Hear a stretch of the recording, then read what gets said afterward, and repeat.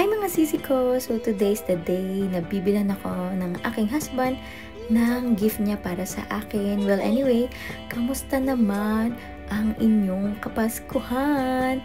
Ang celebration kami simple lang. Hindi muna kami nag-out of the country, maybe next year. Well anyway, ayun na nga. Pupunta kami ng BGC sa Uptown. Malapit siya sa Forbestown, yung mall doon. Dati dyan ako nag-aaral ng makeup sa Forbestown. Isa yan sa mga class ko. Ayan, sa loob na kami ng mall. And yung husband ko, siya yung tipo na hindi mahilig sa surprises. Gusto niya yung gusto ko, yun nakukuha ko. At ayun na nga, pupunta kami dito sa Dyson! Yes, mga sisi, andito kami ngayon sa Dyson BGC. Kaya ko to napili na sa BGC kami punta dahil merong personalized name or embossed yung mismong lagayan. Yun talagang pinaka-nahabol ko kasi meron din naman yan na ibang branches. Pero dito ako sa BGC bumili. Yan, so dito niya ako binilhan. And ayun, pinatry na ng sales sa akin yung Dyson. Ayan, so nakikita nyo, he's very accommodating by the way. Ayan, so super duper nice. And ayan, libot-libot tayo ng onte. Ito nga pala yung inside ng Dyson.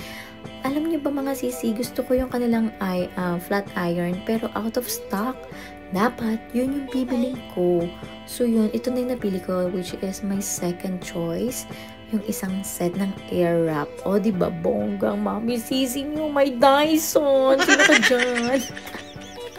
Well, anyway, yan. Thank you sa aking husband.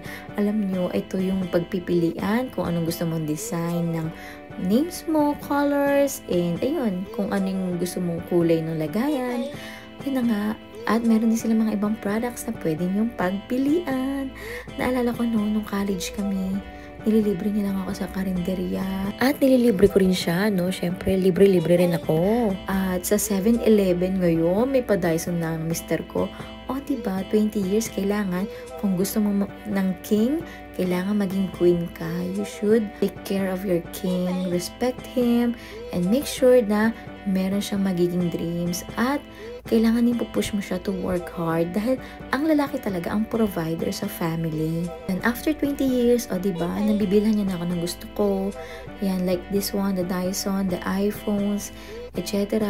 And super grateful ako sa kanya at kay God na alam niya after 20 years na iba na yung nabibili niya sa akin. Hindi lang basta food sa kung saan or mga bagay kung saan. Ito na, diba? Mamahaling gamit, diba?